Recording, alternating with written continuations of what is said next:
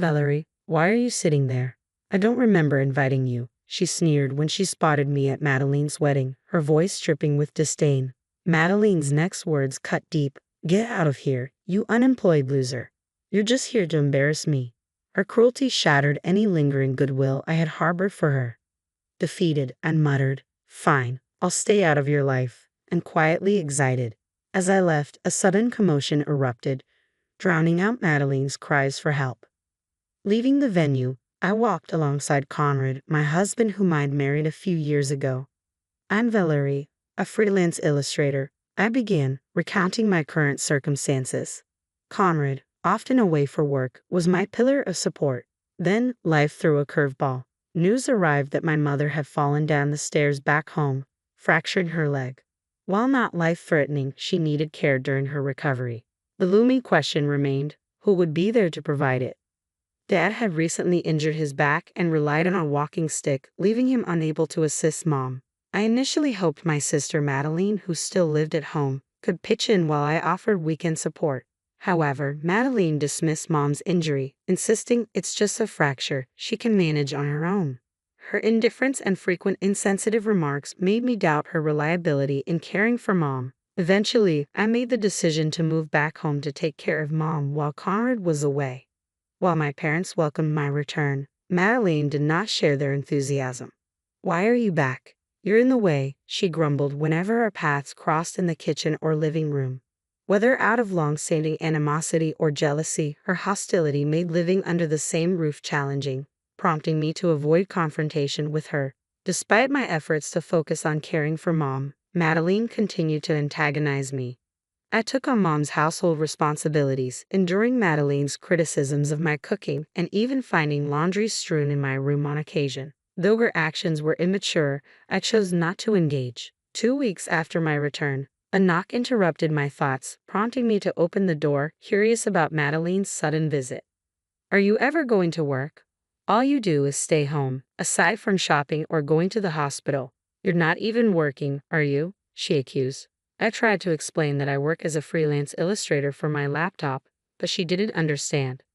"So you sit there drawing pictures on your laptop and expect that to count as a job? That's no different from being unemployed and holed up at home. Having someone like you in the house is the worst," she retorted angrily before storming off to her room, her footsteps echoing her frustration.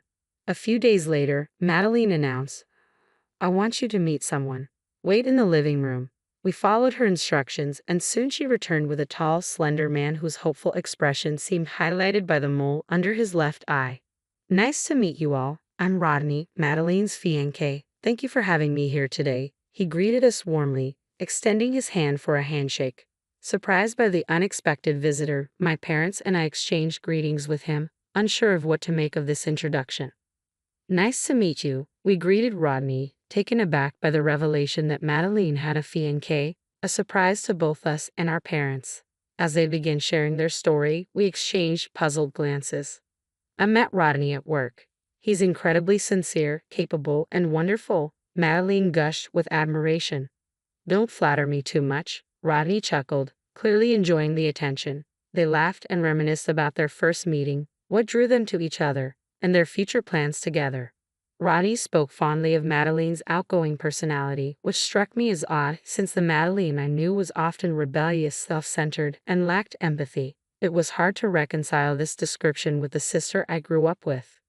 "I really want to marry him. Please give us your blessing," Madeline implored our parents, her eyes earnest. From my perspective, Rodney seemed too good for Madeline, and I had no objections to their union. Surprisingly, my parents shared the sentiment. Though caught off guard by the news, they smiled warmly and offered their blessings for the marriage. After Rodney left, while tidying up the tea and snacks, Madeline confronted me. "Jealous, aren't you, Valerie?" "Jealous of what?" "I'm marrying a wonderful, good-looking, high-earning man, something you could never pull off," she taunted with a smug smile. I met her gaze calmly. "I'm not jealous. I'm genuinely happy you found someone so wonderful," I replied evenly. Her smile faltered, clearly not expecting such a response. She sighed dramatically, her tone dripping with condescension. "The snacks you served Rodney were so cheap. Couldn't you have prepared something more upscale? But I guess being unemployed, you can't afford it." If I had known you were bringing your fiancé, I would have arranged something appropriate. You really should have picked up on my happy vibe lately. I hate how you can't read a room. As I looked at Madeline, I couldn't help but wonder how sustainable her marriage would be. That night, I felt concerned for Rodney. I reached out to Conrad, as I often did when feeling lonely. His voice on the other end of the line was a comforting routine, helping me through the emotional weight of the situation. I told him about Madeline bringing her fiancé. Wow, Madeline has a fiancé. That's great news. Yes, his name is Rodney Bland. He seems too good for her. As soon as I mentioned that, Conrad's demeanor shifted. Wait, did you say Rodney Bland? Yes, why? What's wrong? Conrad's voice turned grave as he accurately described Rodney's appearance, mannerisms, and the distinctive mole under his left eye. Stunned, I asked, "Are you serious?" "Valerie, you need to tell Madeline to reconsider marrying Rodney. He's a scam artist." My heart sank. What? Are you sure? Rodney used to work for me. He left years ago after we discovered he was scamming multiple women out of their money and disappearing. I've been trying to track him down ever since. I stopped short of contacting the victims directly. We need to be absolutely sure it's him. Get a photo of Rodney from Madeline, and let's verify. Okay, I agreed, feeling a mix of disbelief and urgency. The next day, I approached Madeline under the guise of wanting a photo of Rodney to draw a caricature for their welcome board. She grumbled but reluctantly handed over the photo. When Conrad saw it, his expression hardened. That's definitely him, Rodney the scam artist. You need to convince her to reconsider before she loses any money, Conrad urged. I was planning to do that anyway. Despite our differences, I want Madeline to be happy, I affirmed, feeling the weight of responsibility as her older sister. I wasted no time in confronting Madeline with the truth about Rodney. She scoffed in disbelief.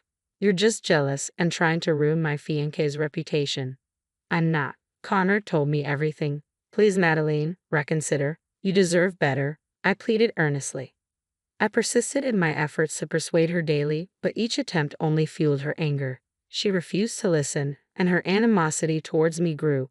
I even enlisted our parents to reason with her, but when Madeline realized it was at my behest, her hostility intensified. She began to harass me openly, bursting into my room to berate me for being unemployed or banging on my door to disrupt my work. Despite neighbors' complaints, their hostility towards me persisted unchecked. I had reached the end of my patience and goodwill as her sister. While some might argue, she's your only sister, you should keep trying. There's a limit to what I can do for someone who refuses to listen and continually harasses me. I resigned myself to seeking advice from Conrad and my parents on how to proceed. On the day of the wedding, I arrived with a modest wedding gift and entered the opulent venue. The setting was grand, the food lavish, and Madeline's friends and relatives were already immersed in the celebration. As I observed the sumptuous spread being served, I noticed something unsettling. No drinks had been offered to me while my parents were enjoying a full-course meal nearby. When I queried the staff, they promised to check on it and disappeared. Moments later, Madeline, resplendent in a pristine white wedding gown, approached me, the click of her heels echoing in the grand hall. Valerie, why are you sitting there? I don't recall inviting you, she remarked coldly. Not just myself, but also my parents, the guests, and even the staff turned towards Madeline in astonishment. The lively venue, alive with chatter just moments ago, fell into an eerie silence, punctuated by hushed murmurs. Despite being the focal point of this negative attention, Madeline regarded me with a smug expression. You have the nerve to show up here after insulting my fiancé? Unbelievable. Oh, but I guess being unemployed means you don't understand basic manners, she sneered. My parents, standing beside me, intervened. Madeline, stop this. It's your wedding day. Ignoring their pleas, Madeline persisted. How can I enjoy my wedding if people know my sister is unemployed? Just leave, you're embarrassing me. With a heavy sigh, I rose from my seat. After sharing a concerned glance with my parents, I met Madeline's gaze squarely. I came here to celebrate your wedding as your sister, but clearly you don't want that, I said, feeling the weight of her words. It's a shame. Who wouldn't want to be supported by someone who's unemployed like me? Fine then. I'm leaving. One more thing. Are you absolutely sure you won't regret this if I walk out that door? Because if I do, it might be the end of our sisterhood. Perfect, she responded, cutting me off. Just go. It's better this way. Any remaining affection and love for her vanished in that moment. Fine, I told Madeline firmly. Consider us done. Don't contact me again. As I walked away, I could hear Madeline arguing with her parents behind me, but it was no longer my concern. Pulling out my phone, I dialed Conrad's number. You can come in now, I said quietly. There's no need to wait any longer. Understood, Conrad replied, his voice steady as he relayed the message. Moments later, a group of women who had been waiting outside rushed into the venue. Get him, Rodney. Don't let him get away. Outside, the echoes of angry shouts and gasps from the surprised guests reached me. Moments later, the door burst open, and Rodney, the groom, dashed out, his face drenched in sweat. He attempted to flee, but Conrad, strategically positioned nearby, swiftly apprehended him. Got you, Rodney. You're not going anywhere, Conrad declared firmly. Conrad, what the hell? Madeline's furious voice cut through the commotion as she and a group of women hurried over to confront the bewildered Rodney. Are you trying to ruin our wedding? Get away from me, Conrad. Madeline lashed out, lunging at him, but I intervened, grabbing her arm to restrain her. Startled at first, Madeline's expression quickly twisted into rage as she turned on me, seizing my collar. This is your doing, isn't it? You're despicable. How many times did I warn you to stay out of my business, especially about Rodney? As I spoke, I turned towards Rodney and gestured towards the group of women surrounding him. Rodney here has been dating these women and scamming them out of their money. They're planning to take legal action against him. What? Are you kidding me? This isn't a joke, Madeline, I said sternly, looking at Rodney, who avoided eye contact, clearly uneasy. Madeline, stunned, muttered, Rodney, you can't be serious. Rodney, visibly shaken, looked down and attempted a smile as he addressed the women around him. Why bother with lawsuits? Let's settle this. I'm about to marry a wealthy woman. I can compensate you, right? Me? Wealthy? Madeline trembled as she spoke. I don't have that kind of money. What? What? I lied about being wealthy, so I can't pay any settlement or damages. What then? What about the $20,000 you've been giving me? That was for our wedding. You said to trust you with it, so I did. You didn't spend it all, did you? Madeline demanded incredulously. I blew through that $20,000 in a day, Rodney admitted with a nonchalant shrug. What? Are you serious? Give it back, my $20,000. Madeline's voice cracked with anger and betrayal. The exchange left everyone present dumbfounded. Rodney, exposed as a scammer who exploited women for money, and Madeline, revealed to have deceived about her wealth to secure their marriage. It was a surreal match indeed. The guests who had gathered due to the commotion reacted with whispers and wide-eyed disbelief. After a heated argument with Rodney, Madeline noticed the attention and erupted in frustration. What are you all staring at? Get out. The wedding is over. Just leave your gifts and go, she commanded, motioning for the staff to escort the guests out.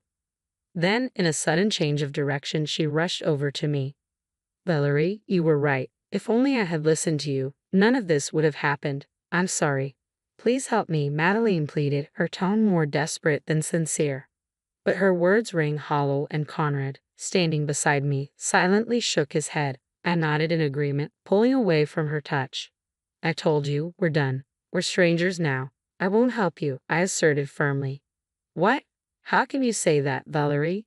You're abandoning your own sister, Madeline protested, her voice tinged with disbelief and desperation. I don't have a sister anymore. Goodbye, Madeline. Let's never cross paths again, I replied, turning away from her. Wait, Valerie, please. Ignoring her cries, Conrad and I left the venue. Later, through my parents, I learned about Madeline and Rodney's fate. Madeline was disowned and expelled from the family home, forced to move in with Rodney due to their legal marriage. Rodney faced lawsuits from the women he had deceived, leading him to take out loans to settle the debts. The strain of financial ruin ultimately shattered their marriage, ending in divorce. Now both destitute, their once promising union had crumbled. About 6 months after Madeline's ill-fated wedding, my mother's fracture healed, and life resumed its usual pace. My temporary assignment concluded, and I returned home, visiting my parents periodically. A year later, Conrad and I welcomed our first child, blessed with the support of our loving families.